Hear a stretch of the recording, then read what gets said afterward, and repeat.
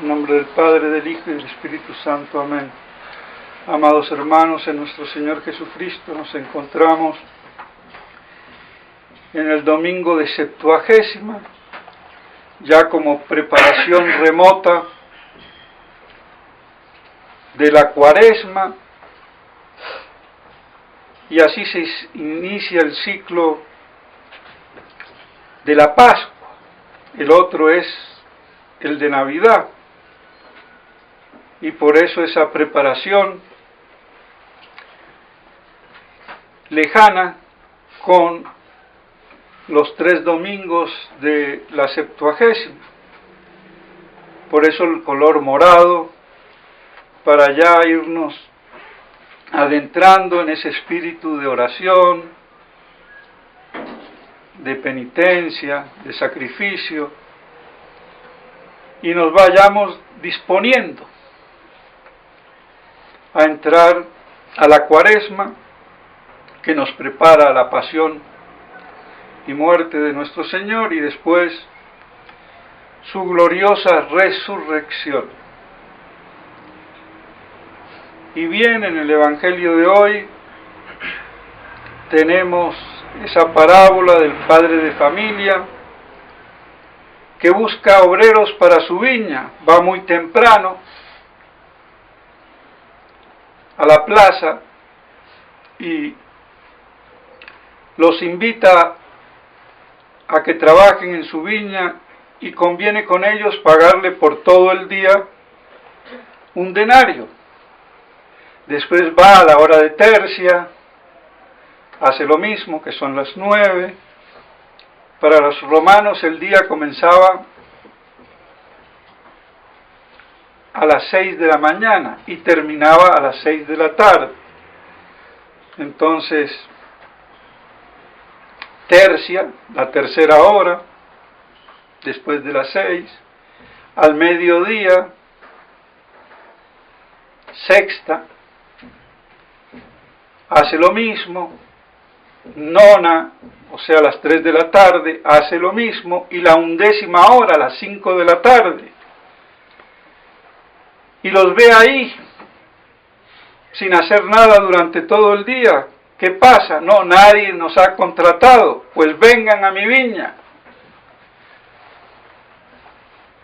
Y comienza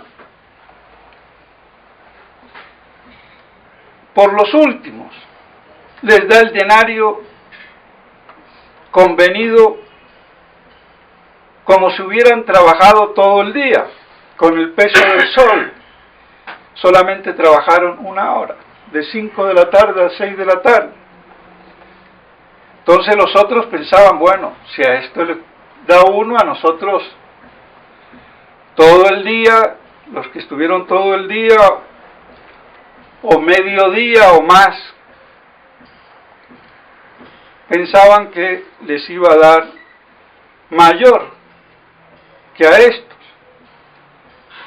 Y no resultó así, todos iguales.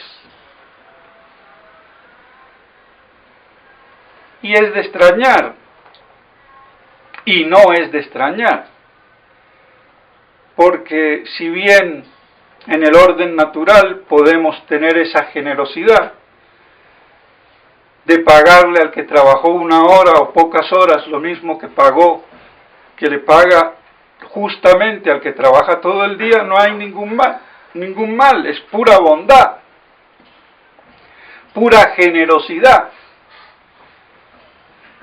Y yo debo de quedarme contento. Era justo un denario, no tengo por qué molestarme. Otra cosa es que, bueno, uno esperaría, pero no hay nada que reprochar a esa bondad, y por eso el padre de familia, pues, se los reprocha en la cara. No puedo yo dar de lo mío con generosidad, igual que a vosotros, aquellos que han trabajado menos. Y eso nos queda una gran moraleja, porque en el orden espiritual, los últimos en convertirse, y ahora los últimos en conocer la tradición, los últimos en llegar a la misa verdadera, en darse cuenta, no van a recibir menos que los que hace 20 o 30 años, aunque pocos quedan, ¿eh? La verdad, a mí me sorprende, y lo digo así en un paréntesis, en Bogotá, que habría cuando comenzó, que yo ni estaba, 30, 40, aumentó cuando yo estaba, había 100, 120, cuando se hizo la capilla, que la hice yo, no la hizo el procurador, cuidado. Él no hizo ni la capilla de aquí ni la capilla de Bucaramanga. ¡Oh!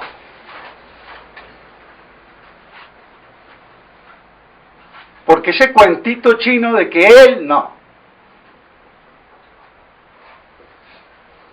En la capilla de Bucaramanga los fieles participaron, si mal no recuerdo, entre todos, en unos 30 millones, de los cuales Ordóñez habría dado 1 o 2 o máximo 3, si es que lo dio, cuidado.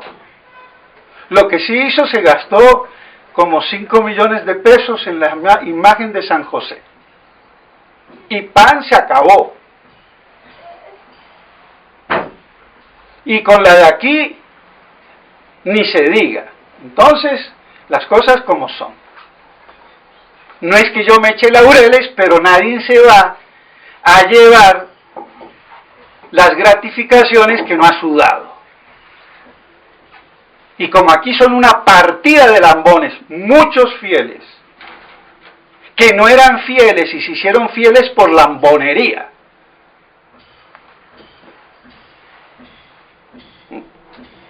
Pero a lo que iba, de todos modos, y que él tiene la culpa, el procurador, ex procurador, tiene la culpa. A ver cómo nos vamos a ver algún día.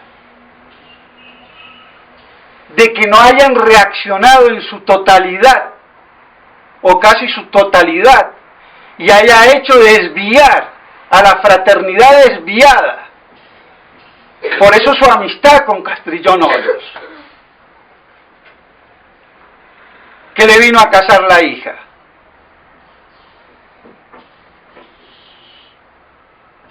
Entonces se mancomunó con esta traición.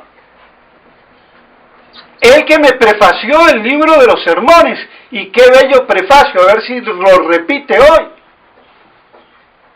Tengo una carta de la mujer que Dios me libre, el día que se la haga recordar, se le van a caer, no sé,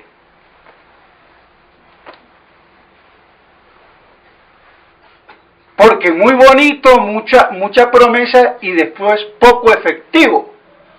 Y no digo de billetes, sino de acciones concretas y firmes. Pero como hay que meterse en política, y ahora de presidente, bah. Pero bien, de todos modos, muchísimos de los fieles ya no están, unos han viajado, otros se han muerto,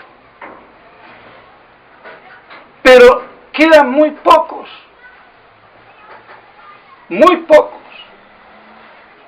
de los antiguos.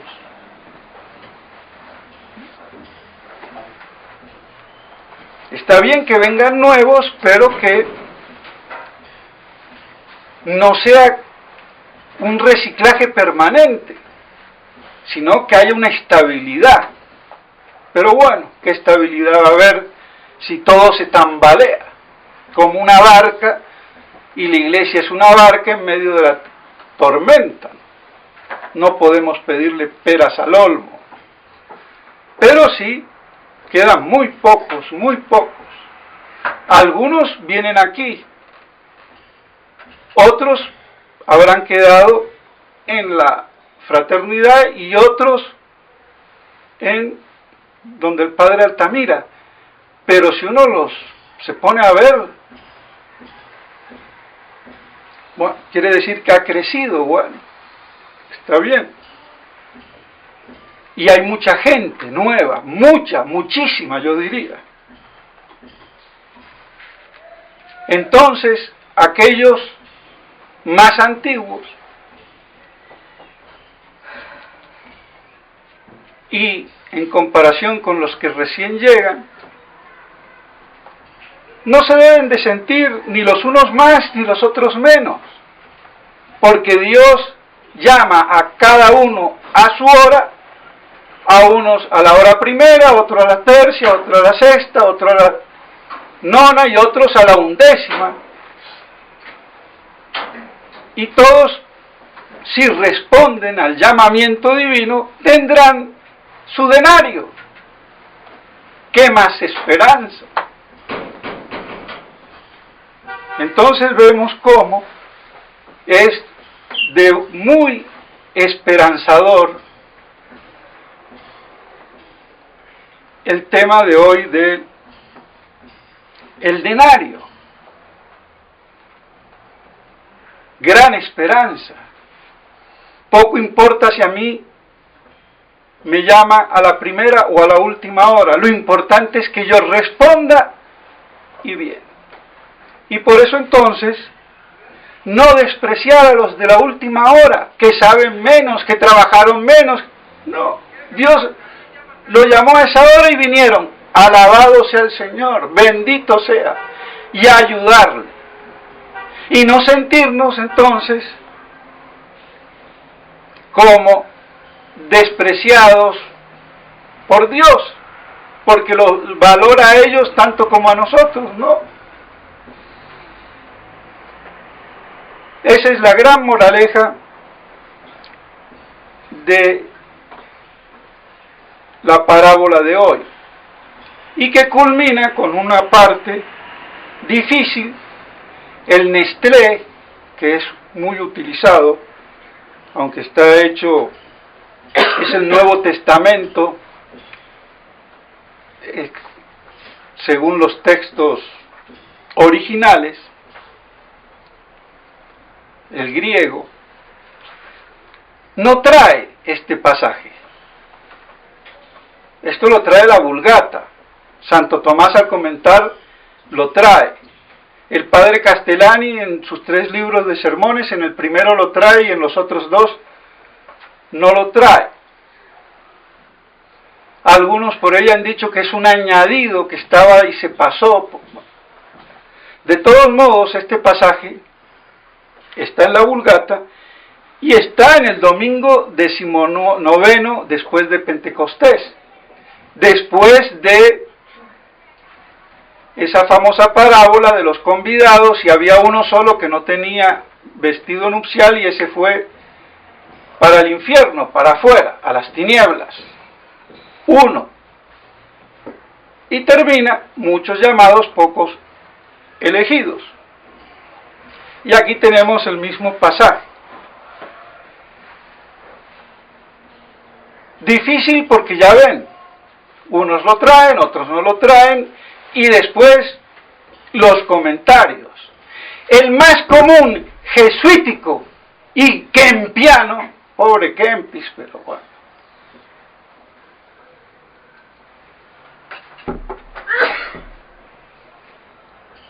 Muchos llamados a salvarse y pocos se salvan.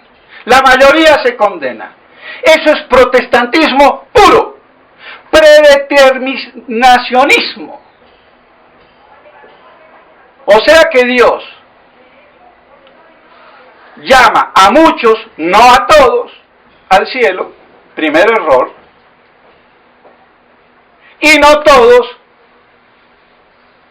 se salvan, sino que pocos. Catastrófico, muy jesuítica. Perdónenme la compañía de Jesús, pero las cosas son como son. Porque el padre Castellani, muy jesuita, dice: no señor, esto literalmente no se puede interpretar así, porque si es así está mal. Y yo le digo, y es herético. Porque Dios llama a todos, Lutero y más Calvino decía, Dios elige unos al cielo y otros al infierno. Y no había más. Predestinados al cielo y predestinados al infierno. Error. Dios no predestina a nadie al infierno. Al infierno se van porque conculcan la gracia y el amor divino. Y se van de las vías de salvación, que es muy diferente. Y por eso entonces la predestinación no es ante previsa merita, sino post previsa merita. Y eso no es molinismo ni nada de eso, sino que Dios quiere que todos se salven, le da a todos la gracia para que se salven, pero no todos actúan con la gracia y entonces caen en desgracia, porque la gracia no es, y ahí hay la distinción que hacer, no es infalible en cuanto al éxito. Son gracias falibles. No solamente me dan la posibilidad de salvarme, sino que me llevan a la salvación si yo actúo conforme, porque van otras gracias sucediéndose y así hasta llegar a la última. En vista las respuestas de todas las anteriores. Y claro está que también hay una gracia que es infalible cuanto a todo, que es la extraordinaria. Pero esa es extraordinaria, no ordinaria. Ahora, los de la escuela tomista bañesianos, pero no tomistas de verdad, hicieron que era la gracia suficiente. Para salvarse se puede salvar, pero no se salva de hecho, estupidez. Y la otra, la que salva, la eficaz, infalible. No, las gracias normales y ordinarias son falibles. Infalibles cuanto a la incoacción, pero pueden ser detenidas en el medio o antes de llegar a su objetivo, por la libertad del hombre.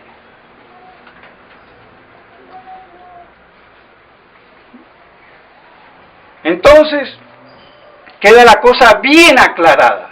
Bueno, digo yo, porque habría mucho que decir.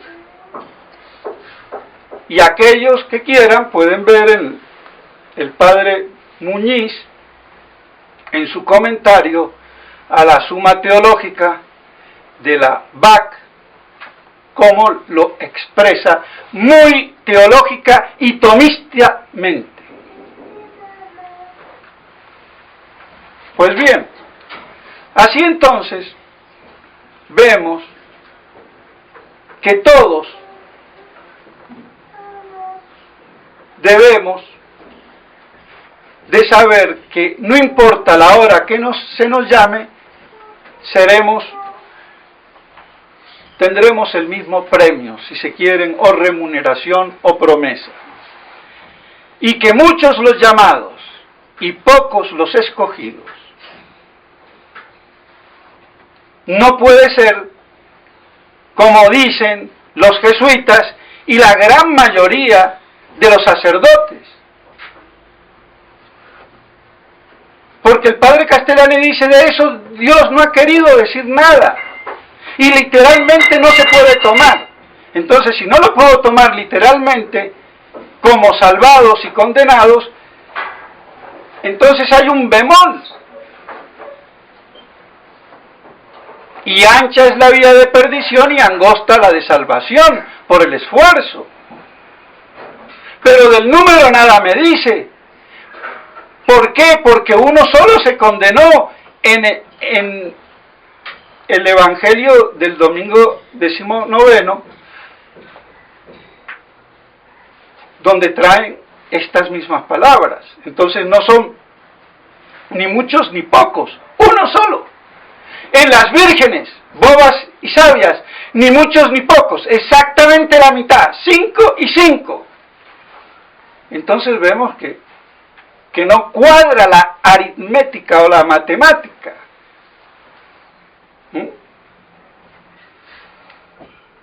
Para los que dicen, como los jesuitas, que son muchos los que se condenan.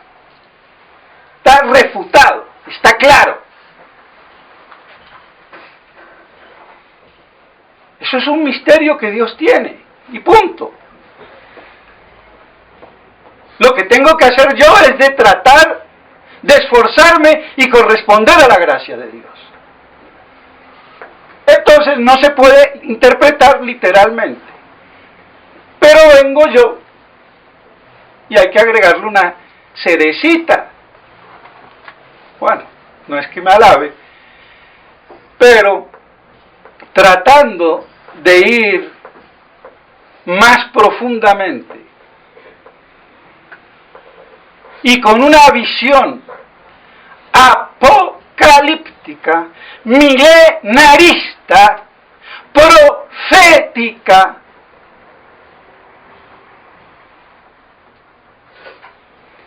explicar, encontrarle la inteligencia a este pasaje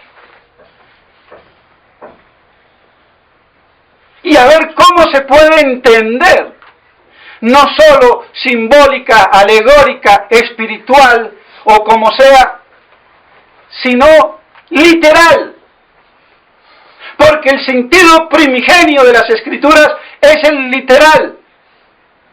Después viene la salsa, pero no como los franceses, que lo importante es comer la salsa, aunque coman carne de buey, porque a la carne de res le dicen de buey. A mí me dicen carne de buey y no me la como con salsa ni salsa. Si no es de ternerita o de novillo, haremos. Pero claro, si hasta comen carne de caballo, pues bueno, la de buey. Pero bueno, pobres los franceses, pero es una broma.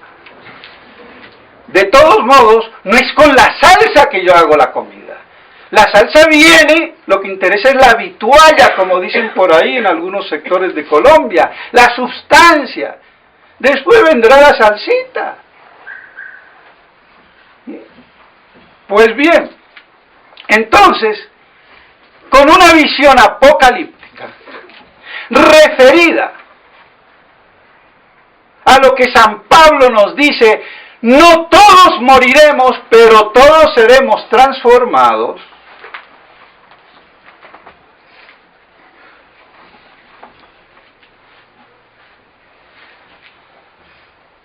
La cosa cambia, se abre un compás, que no se ha abierto antes. ¿Por qué? Porque faltaba la visión apocalíptica. Hasta el mismo padre Castellani, muy apocalíptico, pero que él se decía que no era milenarista. Fíjense hasta dónde iba el terror y el pavor del tabú milenarista, que el tipo más milenarista que él, no hay otro, y él decía, no, che, yo no soy milenarista. Yo como buen argentino, no me juego mucho. O cuando me voy a jugar, me echo para atrás.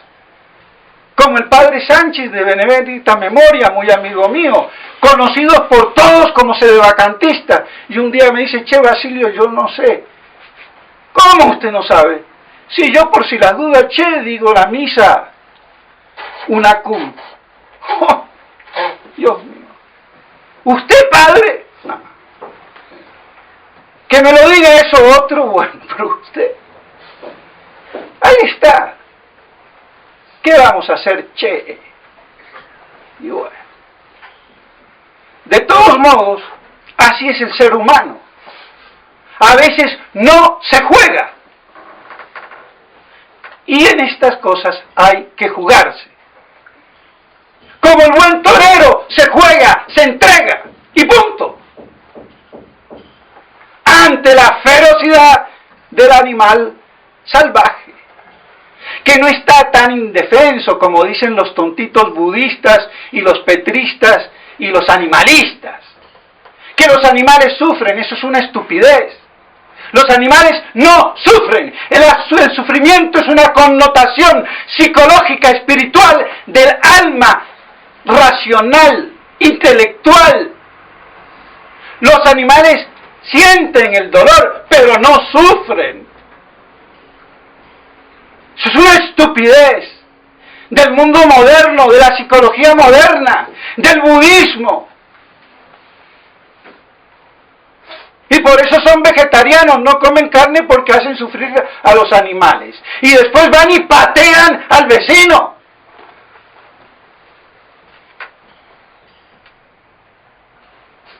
Entonces no sufren. Eso no quiere decir que haya que ser crueles con él, ellos o sádicos. Eso no. Pero si un animal es bravo por naturaleza y lo dejo que en su furia embata, a ver yo cómo lo toreo. Y punto. Con señorío. ¿Y cuál es el problema? Lo que pasa es que a la judeo-masonería no le gusta esa verdad. Y encima asumida por la católica España. Y transmitida a la América española. Y siempre han sido los masones y los masónicos países que no tienen. Entonces es un espíritu católico. Y que no me salgan con la bula de Pío V, que no tuvo jamás injerencia ni lugar en España, porque Felipe II, muy diplomático, no le dijo que sí ni que no. Se la dejó ahí, y ahí, como quien dice, se diluyó, y al no ser promulgada, no tenía validez jurídica. Pero vemos que saben más los masones que los católicos. Porque para hacer el mal yo tengo que saber por dónde. Si yo quiero matar a alguien, sé a dónde le tengo que dar en el punto mortal.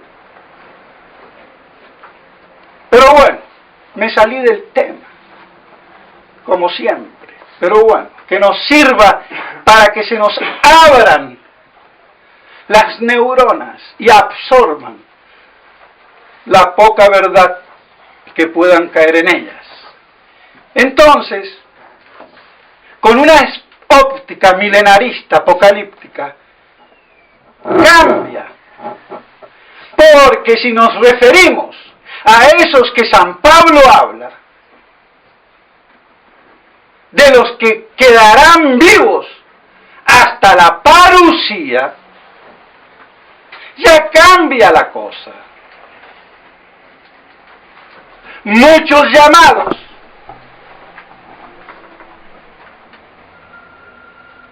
a ser transformados y encima arrebatados con los de la primera resurrección. Pero de esos vivos hay también malos. Y también hay los tibios, los que medio creen o que no creen del todo. Entonces, de esos vivos, muchos llamados a ser transformados el día de la parusía, sin morir, pero pocos quedarán vivos como malos y como viadores, que convertidos del pueblo gentil y del pueblo judío son los procreadores del milenio, y después serán multitud. Cambia la óptica y se vuelve esperanzadora y muy literal.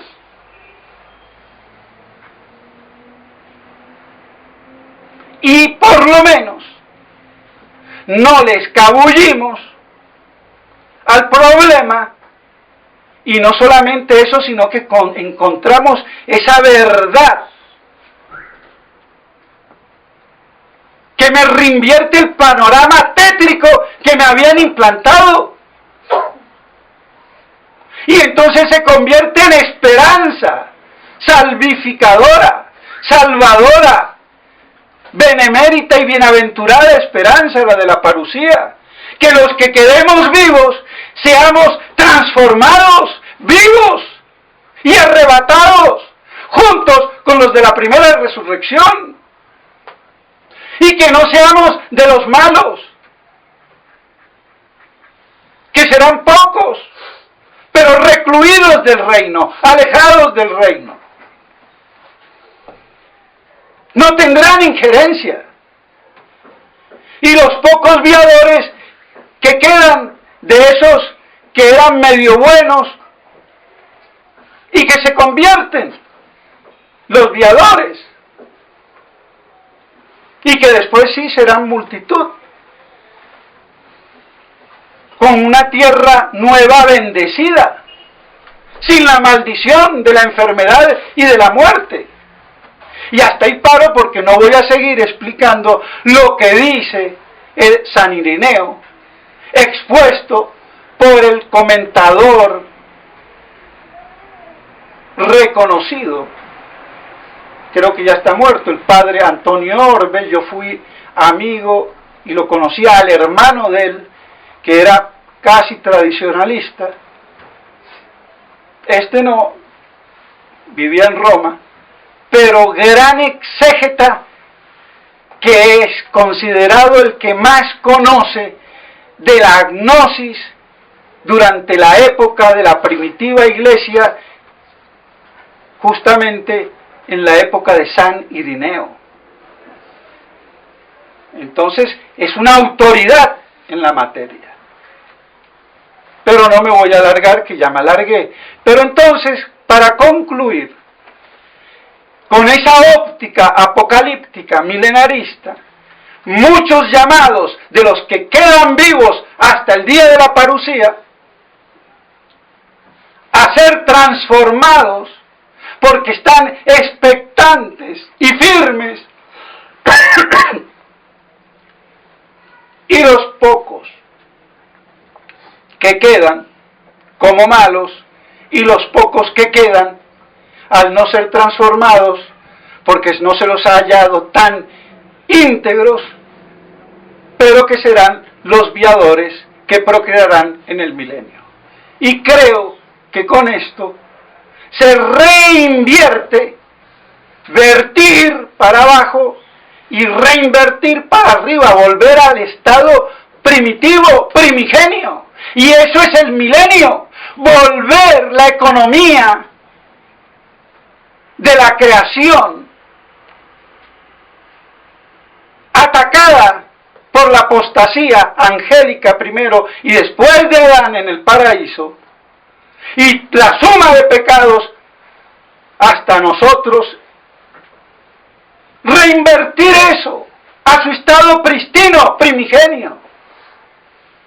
Y así podemos entender con mayor inteligencia, penetración y esperanza muchos llamados y pocos elegidos o escogidos. Muchos llamados entonces a ser transformados de esos vivos, pero no son todos, porque hay malos y hay otros que son buenos o medio buenos, no serán transformados y que quedarán vivos.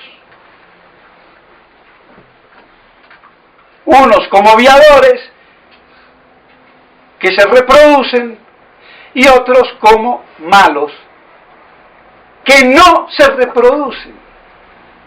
Pero no quiero entrar en el tema. ¿Quién lo dice? Antonio Orbe, según la concepción de San Irineo. Vivirán muchos años, pero al fin morirán. Pero vivirán muchísimo. Pero no se procrearán como los buenos.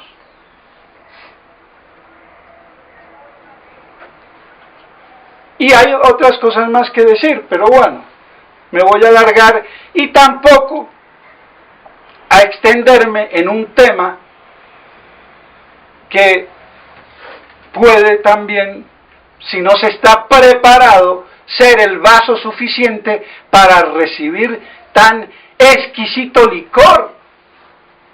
Así de claro. Entonces hay que prepararse. Entonces que nos ayude a prepararnos. Y ahora podemos salir contentos y felices que hemos entendido o medio entendido ese difícil pasaje, muchos los llamados, pocos los elegidos o escogidos. Y que es esperanza. Y sobre todo, cuando vemos esta crisis hecatombe apocalíptica irreversible. Y que no la podemos salvar por ningún lado. Ni como lo hace Galat y Arango, que muy bien, en el medio que se manejan están haciendo mucho, pero comparados, lamento, con los que hace rato que estamos combatiendo, yo no los desprecio, pero estos que llegan a última hora no se ponen al día. Por eso, falso profeta Francisquito, pero San Juan Pablo II. ¿Pero cuál San? Pablo II. Juan Pablo II. Si fue un hereje, y Benedicto, otro hereje, y Pablo VI, otro hereje, me voy a comer el cuento. Así que el malo es la última chica mala de turno. Las otras son bonitas. Ah, sí. Oiga, el prostíbulo, punto. Se acabó. Y la nueva iglesia posconciliar es peor que un prostíbulo. Y punto. Y a ver quién me va a venir a decir que no, Yahweh o Yahweh, o la línea media, o Galato, ¿quién? ¡Salgan!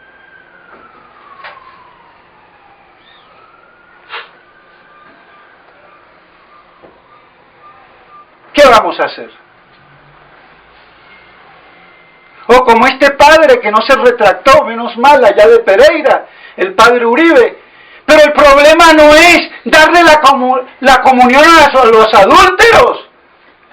Ese es uno de los problemas. Y el que a ti te ha tocado, pero tú no te das cuenta que te han cambiado la misa. No te das cuenta que de pronto hasta ni eres sacerdote, porque te han consagrado con una fórmula chimba, como dicen en Colombia, decimos. Entonces, ¿qué? Ya, las cosas como son. Y Roma, uy, no, este nos va a salir, como es paisa, de pronto nos... No, mejor bájele al obispo, acéptelo y ahí lo llevamos. Y ahí está, parece. Pero el problema no es ese solamente. El catecismo herético. La connaturalidad del Padre con el Hijo y no la consubstancialidad del Padre con el Hijo. Eso es herejía semiarriana. Ya lo dijo Maritán y Gilson, por Dios, que Maritán fue el padre del Concilio Vaticano II, intelectualmente. Pero como buen liberal, procrea, engendra, pero no reconoce ni bautiza el fruto de su pecado. Así de cobarde es, o sea que no se enteraba. Pero bueno, para que vean lo que es ser liberal.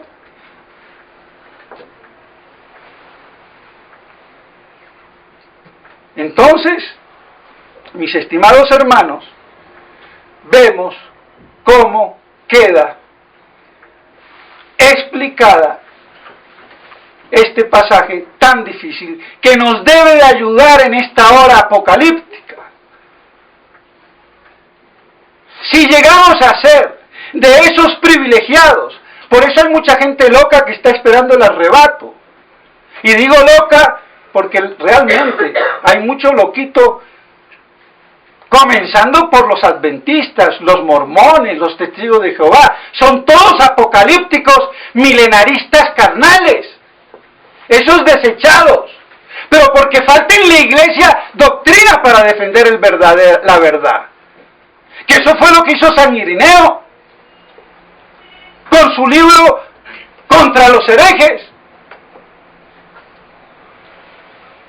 Pues entonces, eso me da fortaleza. Si yo llego a ser de los vivos, si me toca, y yo le digo, Dios mío, o ven rápido o llévame, porque si me vas a hacer esperar mucho tiempo, y aún no voy a aguantar.